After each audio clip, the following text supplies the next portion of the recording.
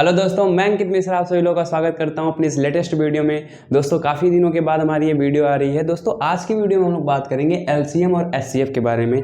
जैसा कि आपको पता होगा दोस्तों कि हमने एक जो है मैथ की सीरीज स्टार्ट की हुई है और हम उसमें नंबर सिस्टम को जो है पढ़ चुके हैं। अब जो हमारा सिलेबस था नंबर सिस्टम के बाद एलसीएम और एचसीएफ पढ़ने का, तो उस सिलेबस को मैं लेकर के आ गया हूँ दोस्तों। आज की वीडियो में एलसीएम और एचसीएफ से जितने भी कॉन्सेप्ट होते हैं, जितनी भी ट्रिक्स होती हैं, ऐसे ऐसे सवाल मैं आज आप लोगों को करवाने वाला हूं कि दोस्तों आप देखते ही उसका आंसर बता सकते हो। तो देर ना करते हुए हम वीडियो को जो है स्टार्ट करते हैं और बहुत ही अच्छे तरीके से एक एक जो है मैटर को, एक एक कॉन्सेप्ट को समझते हैं। ठीक है दोस्तों, तो चलिए सबसे पहले तो हमें ये पता होना चाहिए कि एचसीएफ का जो फुल फॉर्म होता है वो क्या होता है, एचसीएफ और एलसीएम का फुल फॉर्म तो सब बच्चों को पता होता है कि एचसीएफ का जो फुल फॉर्म होता है हाईएस्ट कॉमन फैक्टर होता है। क्या होता है? Highest common factor. हिंदी में इसको बोलते हैं महत्तम समापवर्तक। क्या बोलते हैं? महत्तम समापवर्तक। उसी तरह से दोस्तों एलसीएम का जो फुल फॉर्म होता है वो होता है लीस्ट कॉमन मल्टीपल। इसको हम बोलते हैं लघुत्तम अपवर्तक। तो आई होप आपको फुल फॉर्म क्लियर हो गया होगा। अब आपसे क्वेश्चन ये बनेगा दोस्तों कि एलसीएम जैसे बचपन से हम लोग पढ़ते आ रहे हैं, क्लास 5th में भी मैंने पढ़ा एलसीएम एचसीएफ क्या होता है, 6 में भी पढ़ा, मतलब बहुत ही बचपन से हम लोग ये पढ़ते हुए आ रहे हैं। लेकिन एलसीएम का मतलब क्या होता है ये अभी किसी बच्चे को नहीं पता। ठीक है, बच्चे जानते होंगे, ऐसी बात नहीं है, लेकिन बहुत से बच्चों को ये नहीं पता है कि एलसीएम होता क्या है। निकालना तो जानते हैं वो कि एलसीएम निकलेगा कैसे, एचसीएफ निकालना जानते हैं, मेथड जानते हैं कैसे निकलेगा फैक्टराइजेशन करके, लेकिन क्या होता है एक्चुअल में एलसीएम और एचसीएफ, उसका जो मीनिंग होता है वो क्या होता है, वो जो है बहुत ही बच्चों को नहीं पता है। तो उसको हम समझाने के लिए एक छोटा सा एग्जांपल लेंगे दोस्तों। अगर मैं आपसे बोलूं कि आप 8, 12 और 16 का एचसीएफ और एलसीएम बता दो, इसका हमें आप बता दो एचसीएफ और आप इसका मुझे बता दो एलसीएम। तो अगर आपको एचसीएफ बताना हो, ठीक है, तो कैसे आप बताओगे? सबसे पहले एलसीएम निकालते हैं। एलसीएम कैसे निकालते हैं हम? 2 चौके 8, 2 छक्के 12, 2 अट्ठे 16, इस तरह से 2 दूना 4, 2 तीन 6, 2 चौके 8, 2 एक 2, 3, 2 दूना 4, उसके बाद ये 2 होगा और एक 3 होगा। यानी कि एलसीएम को निकालना तो मल्टीप्लिकेशन करते हैं, 2 दूना 4 दूना 8 दूना 16, 16 तियाँ 48। तो एलसीएम आपका कितना आ गया दोस्तों? 48 आ गया। ये सारे बच्चों को पता है। और एचसीएफ कैसे निकालते हैं? जो हमारा कॉमन निकलता है। जैसे 8 को हम क्या लिख सकते हैं दोस्तों? 8 को हम लिख सकते हैं 2 गुणे 2 गुणे 2 दूना 4 दूना 8। ठीक है। 12 को क्या लिख सकते हैं दोस्तों? 2 गुणे 2 4 गुणे 3 12 हो जाएगा। और 16 को हम क्या लिखेंगे? 2 गुणे 2 4 गुणे 2 गुणे 2, इस तरह से। अब हम देखते हैं कि इन तीनों में कॉमन क्या आ रहा है, उसी को हम क्या करेंगे? एचसीएफ कर लेते हैं। ठीक है, तो यहाँ पे देखिए, यहाँ पे 2 है, 2 बार, यहाँ 2 बार 2 है, यहाँ 2 बार, यानी कि जो इसका एचसीएफ आएगा दोस्तों वो क्या आएगा? 4 आएगा। तो चलिए, ये तो सारे बच्चे जानते हैं कि इस तरह से एचसीएफ निकाला जाता है, लेकिन मतलब क्या होता है अब आप समझिएगा। देखिए, इसका जो फुल फॉर्म होता है हाईएस्ट कॉमन फैक्टर, इसका मतलब क्या है? यानी कि ऐसा फैक्टर होना चाहिए, ऐसा गुणनखंड होना चाहिए जो सबसे हाईएस्ट हो, सबसे अधिकतम हो। यानी कि 8, 12, 16 में एक ऐसा फैक्टर आप बताइए, वो भी अधिकतम ऐसा फैक्टर होना चाहिए जिससे जो है डिवाइड सब में चला जाए। जैसे 4 है, 4 का अगर हम भाग देंगे 8 में तो पूरी तरह चला जाएगा, 4 का भाग देंगे 12 में तो पूरी तरह चला जाएगा, 16 में देंगे तो पूरी तरह चला जाएगा। इसका मतलब क्या हुआ? इसका मतलब ये हुआ कि 4 जो है ना वो इन तीनों संख्याओं का हाईएस्ट कॉमन फैक्टर है।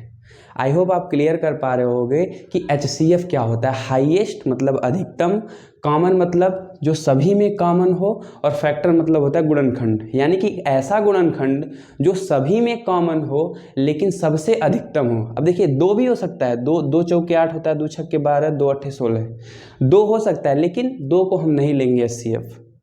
2 हाईएस्ट कॉमन फैक्टर नहीं है, 2 क्या है? लोवेस्ट कॉमन फैक्टर है। ठीक है ना।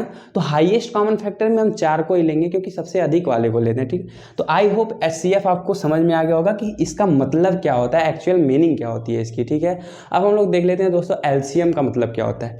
एलसीएम का फुल फॉर्म जब आप पढ़ेंगे तो लीस्ट कॉमन मल्टीपल। लिस्ट मतलब क्या होता है? छोटा।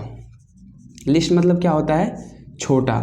यानी कि वह छोटा से छोटा मल्टीपल होना चाहिए जो सभी में जो है मल्टीपल हो जाए। जैसे एग्जाम्पल दैट इसका जो LCM आया है दोस्तों वो कितना है, 48 आया है।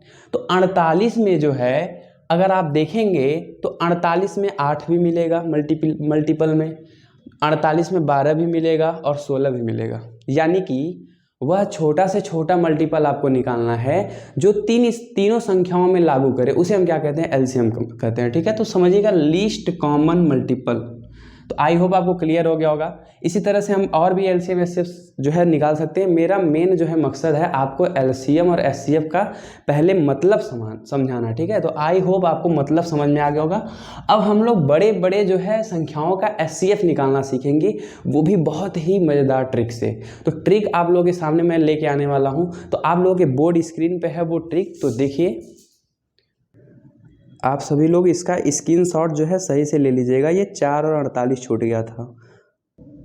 हाँ तो दोस्तों अब शुरू होता है SCF का ट्रिक। अभी तक तो मैंने आपको बेसिक इंट्रोडक्शन दिया कि SCF और LCM क्या होता है। ठीक है, अब जो मैं आपको बताने वाला हूँ बहुत ही कंसंट्रेट होकर दोस्तों आप लोग देखिएगा, क्योंकि SCF की एक ऐसी ट्रिक बताने वाला हूँ कि आपको कोई भी जो है बड़ा फैक्टराइजेशन करने की ज़रूरत नहीं है। आप देखते ही उसका आंसर बता सकते हो, बस कुछ स्टेप का जो है यूज करना पड़ेगा आपको। तो चलिए देखते हैं। सबसे पहला क्वेश्चन आप लोगों के सामने है, किस तरह से इसको सॉल्व करेंगे दोस्तों। हमें बताना है कि जो है इसका जो SCF होगा वो क्या होगा। ठीक है, तो सबसे पहले देखिए क्या करेंगे आप लोग, जो सबसे छोटा नंबर होगा ना उसे आप क्या करोगे, सर्कल कर लोगे। सबसे छोटा नंबर इसमें क्या है, 6 है। तो आप 6 से सब में डिवाइड करोगे, देखोगे 6 जो है सब में डिवाइड हो रहा है कि नहीं। अगर डिवाइड हो जाएगा तो वही जो है उसका क्या होगा, SCF होगा। तो देखते हैं 6 का डिवाइड तो 6 में चला जाएगा, 6 का नाम 6, 6 दूना 12, 6 त्रिक 18, यानी कि 6 ही जो है इसका क्या होगा, SCF होगा। तो दोस्तों ट्रिक यही है कि सबसे पहले हम छोटी संख्या को देखेंगे और उस संख्या का हम सभी डिजिट में डिवाइड करेंगे। अगर डिवाइड चला जाएगा तो वो संख्या क्या होगी, वही संख्या जो है SCF होगी उसकी। तो इस संख्या का SCF क्या होगा, 6 होगा। तो आई होप आपको ये क्वेश्चन क्लियर हो गया होगा दोस्तों। चलिए दूसरा क्वेश्चन देखते हैं। आप लोगों के सामने है दूसरा क्वेश्चन कि 8, 20 और 28 और 44 का आपको क्या निकालना है, SCF निकालना। किस तरह से निकालोगे, सेम वही मेथड। आपको सबसे पहले क्या चूज करना है, छोटी संख्या चूज करना है। तो इसमें छोटी संख्या क्या है, 8 है। अब क्या करेंगे, हम चेक करेंगे कि जो 8 है उसका डिवाइड सभी डिजिट में जा रहा है कि नहीं जा रहा है। अगर चला जाएगा तो वही होगा, नहीं जाएगा तो नहीं होगा। ठीक है, तो चलिए देखते हैं। 8 का डिवाइड 20 में नहीं जाएगा। तो देखिए अब जो है क्या करेंगे, हम जो छोटी संख्या का डिवाइड नहीं जाएगा तो हम क्या करेंगे, उसका फैक्टर करेंगे। ठीक है, तो 8 का जब हम फैक्टर करेंगे तो 8 को हम क्या लिख सकते हैं दोस्तों, 2 × 4, यानी कि सबसे बड़ा फैक्टर क्या होगा, 4 होगा। सबसे बड़ा फैक्टर क्या होगा, 4 होगा। तो 4 का हम चेक करेंगे कि डिवाइड जा रहा है कि नहीं सब में। तो चलिए चेक करिए, 4 का डिवाइड 20 में जाएगा, हाँ जाएगा। 4 × 5 = 20, 4 × 7 = 28 और 4 का 11 बार में जाएगा तो कितना हो जाएगा, 44। इसका मतलब ये हुआ दोस्तों कि इसका जो SCF होगा ना वो क्या होगा, 4 हो जाएगा। ठीक है, तो सबसे छोटी संख्या लेना है। अगर छोटी संख्या का डिवाइड चला जा रहा है तब तो बहुत खुशी की बात है, आपका आंसर मिल जाएगा। अगर नहीं जा पा रहा है तो उसका आप करोगे फैक्टर, उसके बाद जो है आप जो है आंसर उसका निकाल सकते हो। ठीक है, तो आई होप ये क्वेश्चन क्लियर हो गया होगा। चलिए क्वेश्चन नंबर 3 को देखते हैं। बहुत ही आसान क्वेश्चन है और सेम उसी तरीके से करना है दोस्तों। क्या करेंगे, 30, 42, 135 में हमको क्या ज्ञात करना है, SCF ज्ञात करना है। कैसे निकालेंगे, चलिए। सबसे छोटी संख्या कौन सी है, 30। क्या आपको लगता है कि 30 का भाग इसमें चला जाएगा, कतई या नहीं जाएगा। ठीक है, तो 30 का भाग नहीं जा सकता इसमें। तो हमको क्या करना पड़ेगा, फैक्टर करना पड़ेगा किसका, 30 का। तो 30 का जो सबसे बड़ा फैक्टर होता है ना वो होता है 15, 15 दूना 30। ठीक है, उसके बाद क्या होता है दोस्तों, 15 दूना 30 तो 5 भी होता है इसका फैक्टर। उसके बाद क्या होता है, 3 भी होता है फैक्टर, यानी कि 3 फैक्टर होते हैं। अब तीनों को हम बारी बारी से क्या करेंगे, चेक करेंगे। चलिए 15 का डिवाइड चला जाएगा 42 में, सब लोग बताइए चला जाएगा, नहीं जा पाएगा। ठीक है, तो 15 का 135 में चला जाएगा, नहीं जा पाएगा। हाँ 15 का चला जाएगा लेकिन इसमें नहीं जा पाएगा 42 में, इसलिए जो है ये हमारा SCF नहीं हो सकता है। 5 के लिए क्या होगा, यहाँ 2 है तो 5 का भी नहीं जा पाएगा, इसका मतलब 5 भी हमारा SCF नहीं है। तो कौन सा SCF है हमारा, 3 होगा। चलिए चेक करके देखते हैं। 3 का जो है डिवाइड चला जाएगा इसमें, हाँ चला जाएगा। 3 × 1 = 3, 3 × 6 = 12। ठीक है, 3 का इसमें चला जाएगा, हाँ 3 × 6 = 12 और 3 × 5 = 15, यानी कि जो हमारा SCF निकल के आएगा दोस्तों वो क्या होगा, हमारा 3 होगा। तो ये तो अभी छोटे छोटे क्वेश्चन है, बच्चों वाले क्वेश्चन है। अब मैं आपको कहेंगे सर छोटे छोटे क्वेश्चन क्यों करवा रहे हो, तो छोटे छोटे क्वेश्चन इसलिए करवा रहा हूँ दोस्तों कि आपका पहले बेसिक मजबूत होना चाहिए, तभी तो आप बड़े क्वेश्चन को डील करोगे। तो पहले छोटे क्वेश्चन को सॉल्व करिए, उसके बाद आप बड़े क्वेश्चन पे जाइएगा, ठीक है। तो चलिए नेक्स्ट क्वेश्चन जो है आप लोगों के सामने है उसको भी देखिए। क्या करना है इसमें देखना है हमको सबसे पहले सबसे छोटी संख्या कौन सी है। सबसे छोटी आपको दिख रही होगी 24, इसको क्या करेंगे सर्किल। अब देखिए 24 का डिवाइड जाएगा तो 24 का डिवाइड इसमें नहीं जा पाएगा, ठीक है। तो क्या करेंगे हम 24 का फैक्टर करेंगे। तो सबसे बड़ा फैक्टर क्या होता है, 12 होता है। 12 2 या 24 होता है। चलिए 12 का चेक करते हैं। 12 25 60, हाँ चला जाए।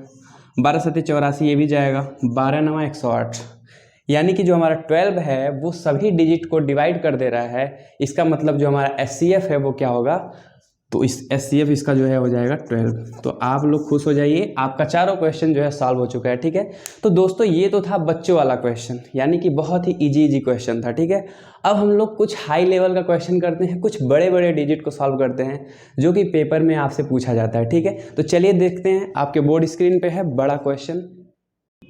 हाँ तो दोस्तों एक बहुत ही इंपॉर्टेंट क्वेश्चन जो है आप लोगों के सामने है, जो है डिजिट दिया गया है, इसका क्या ज्ञात करना है, SCF ज्ञात करना है। दोस्तों ऐसे क्वेश्चन जो है कॉम्पिटिटिव एग्जाम में जब पूछ लिए जाते हैं तो बच्चे क्या करते हैं, गुणनखंड करने लगते हैं बड़े बड़ा। तो गुणनखंड करने से कोई फायदा नहीं है, क्योंकि आपके पास टाइम बहुत कम होता है दोस्तों। किसी भी कंपटीशन में जब आप बैठते हैं तो बहुत सारे क्वेश्चन को आपको सॉल्व करना रहता है। तो जब आप एक एक क्वेश्चन पे इतना टाइम दोगे, पूरा जो है गुणनखंड करोगे, फिर जो है उसका पेयर बनाओगे, तब जाकर के कहीं SCF निकल के आएगा। तो आपको ट्रिक इसीलिए मैं बता रहा हूँ, ठीक है। तो अगर आप ध्यान से पढ़ लेते हो तो आपको कंपटीशन में दिक्कत नहीं होने वाली, आप कम समय में जो है जवाब दे पाओगे, ठीक है। तो चलिए देखते हैं इसको ट्रिक से कैसे सॉल्व करेंगे। दोस्तों मैंने क्या बताया आपको, सबसे छोटी संख्या को ढूंढिए। इसमें सबसे छोटी संख्या क्या है, 108, ठीक है। अब क्या 108 का भाग इन दोनों संख्याओं में चला जाएगा, इन दोनों संख्याओं में 108 का भाग नहीं जाएगा, साफ साफ दिख रहा है कि नहीं जाएगा, ठीक है दोस्तों। तो हम क्या करेंगे, 108 का करेंगे फैक्टर। तो 108 का जब हम फैक्टर करने जाएंगे दोस्तों, मैं यहाँ करके दे देता हूँ आपको। 108 का जो सबसे बड़ा फैक्टर होगा वो क्या होगा, 12 होगा। 12 9 108 होता है, ठीक है। 12 हो सकता है, या फिर 2 से पहले हम देख लेते हैं। 2 का गुणा हम करेंगे, 2 5 10 और 2 चौके 8, यानी कि 54 होगा।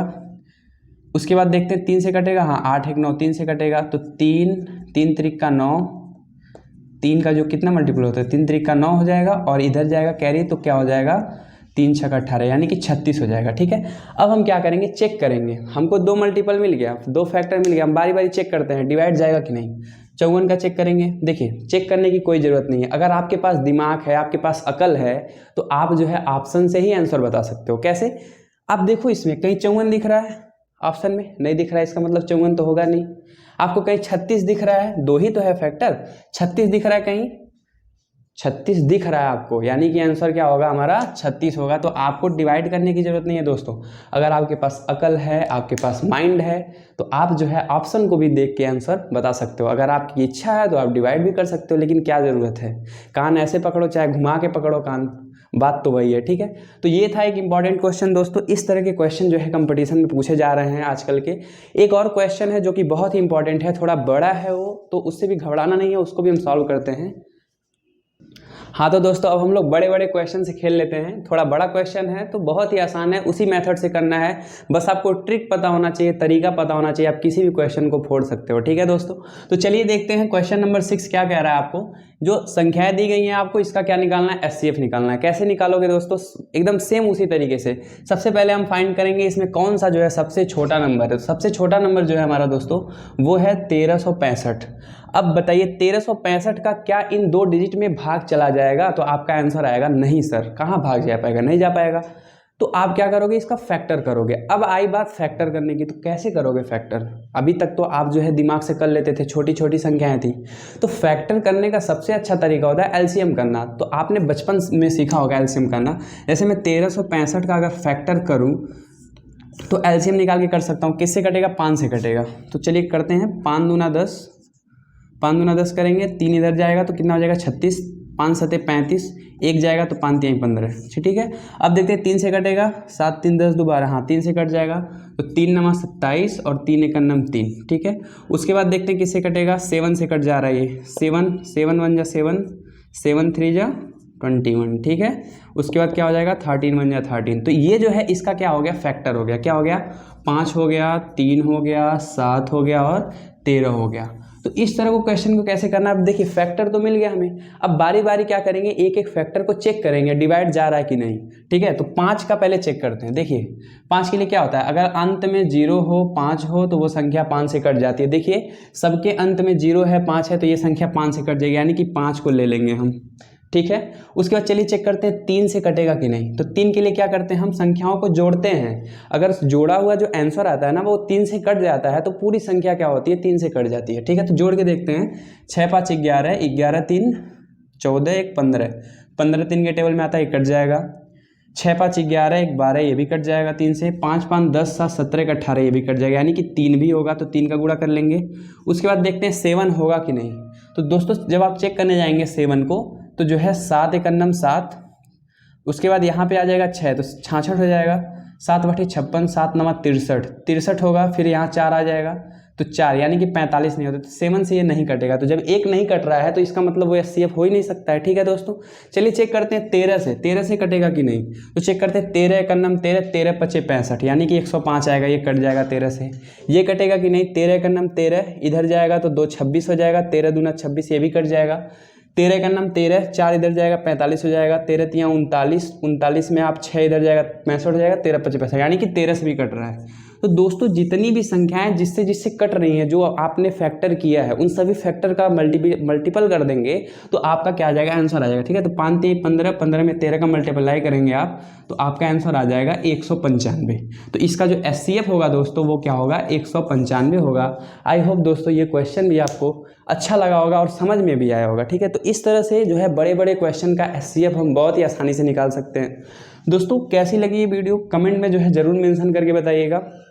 और आगे चल के हम लोग एलसीएम कैसे निकालते हैं, एचसीएफ पे मैं और भी सवाल करवाने वाला हूँ। जैसे कुछ थियोरेटिकल सवाल होते हैं जो है लैंग्वेज में लिखे रहते हैं, तो लैंग्वेज कैसे पहचानेंगे कि वो जो है एचसीएफ करना है कि एलसीएम करना है, तो सारी चीज़ें मैं अगले वीडियो में भी लेकर के आऊँगा। आज का जो है हमारा मकसद था कि एचसीएफ के कुछ ट्रिक बता दूं और बेसिक बता दूं कि एचसीएफ क्या होता है एलसीएम क्या होता है, ठीक है दोस्तों। तो आई होप दोस्तों आज की वीडियो आपको अच्छी लगी होगी। अगर अच्छी लगी हो तो प्लीज़ जो है लाइक कीजिए और अपना सपोर्ट कीजिए, और अब जो है वीडियो रेगुलर आती रहेंगी, ठीक है दोस्तों। तो मिलते हैं अगली वीडियो में पूरे जोश और एनर्जी के साथ, तब तक के लिए जय हिंद जय भारत।